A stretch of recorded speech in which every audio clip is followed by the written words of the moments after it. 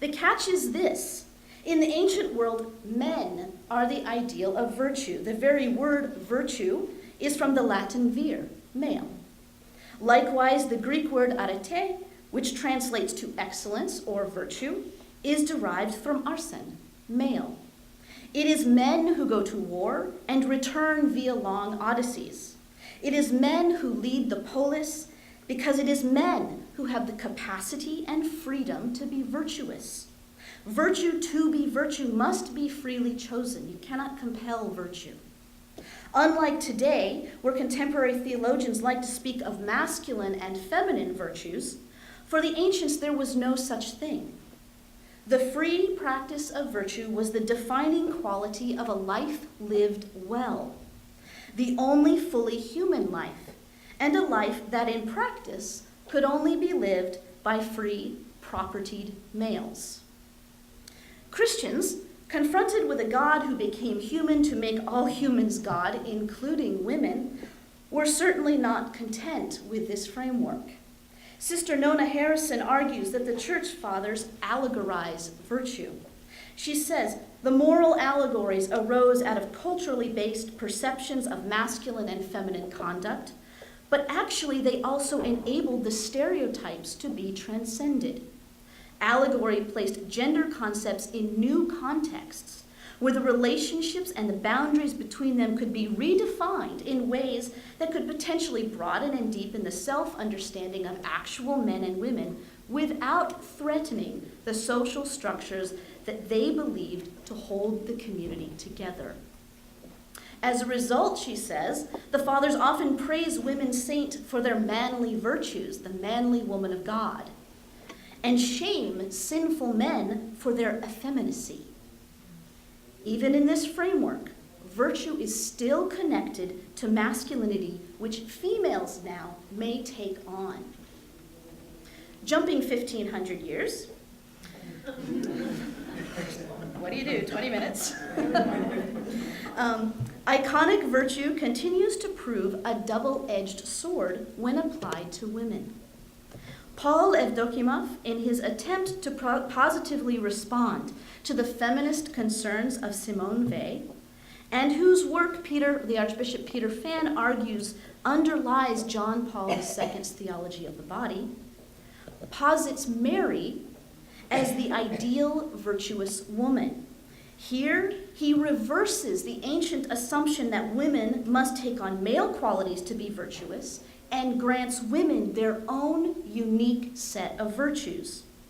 Using the building blocks of Jungian archetypes and the iconic image of Mary's virginal motherhood, he constructs a Victorian ideal of womanhood as receptive, patient, asexual, and nurturing.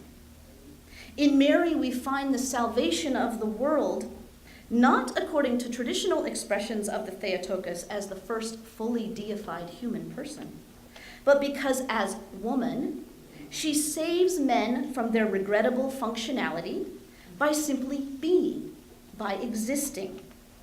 A woman who acts in any way that de-emphasizes her essential nature as expressing being, and it is a somewhat passive being in Evdokimov, denies her very nature as a woman.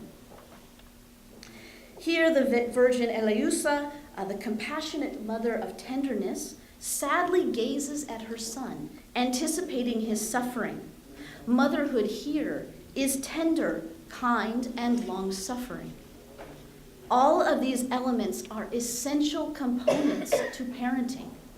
They are essential components to any human relationship. Though first-wave feminism has certainly railed against the restrictive ways in which these virtues, and only these virtues, were permitted to characterize women. The problem is not with these ways of relating themselves, but with their exclusivity. Evdokimov's modern interpretation of Mary is a rather incomplete view of the Theotokos.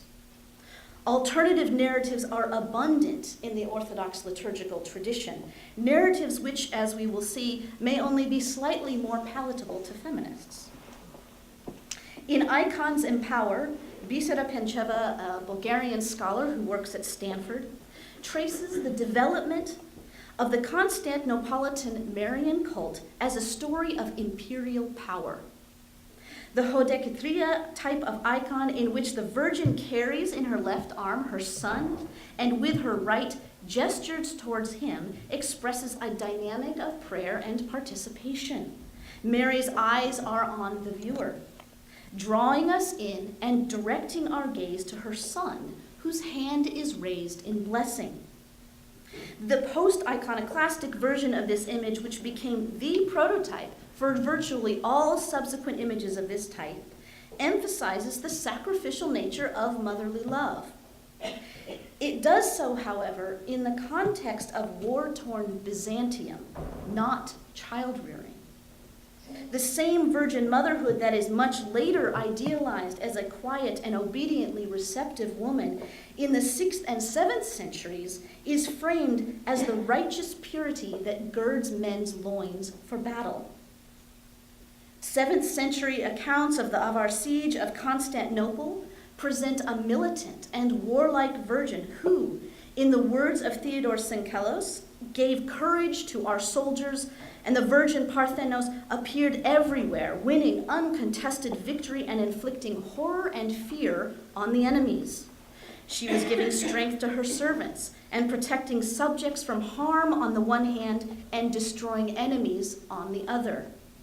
This virgin does not sit quietly to the side, but wades into the fray. Again, the same witness.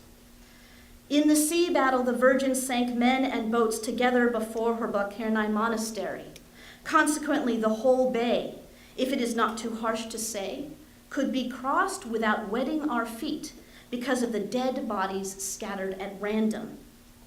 It was proved most clearly that the Virgin alone fought this battle and won the victory.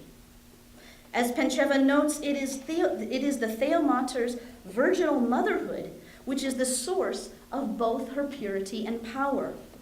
A poem of George Pisidia illustrates the connection well, and these are contemporaries. If a painter wants to show the triumph of the battle, he might put forward the one who bore without seed and only paint her image. For she alone always knows how to conquer nature, first by birth, then by battle. For as she then gave birth without a seed, in the same way she now gives birth to salvation with no weapons, so that through both deeds she might be found to be a virgin, indomitable in the battle as she was in giving birth. The Akathist hymn to the Virgin, which if you attend Friday evening services during Lent in Orthodox churches, you will hear much of it. Written down during this time period, hymns Mary in the final two stanzas as, among other things, thunder striking down the enemy, precious diadem of godly kings, tower of the church, impregnable fortress of the kingdom, and the one through whom enemies are cast down. While initial accounts of the Avar siege place Mary on the battlefield, later accounts ascribe the power to the presence of her icon itself. This change in attitude is attributed by Pencheva to the growing role of icons in processions and imperial propaganda, following the iconoclastic controversy. The Theotokos and her icons were adapted for war by attributing to icons poetic names which signify victory, such as Nikopois, or victory bringer, and framing her image with military saints. Here we see George and Demetrios. These names modify the function of her icon. In other words, icons have a function that is contextual.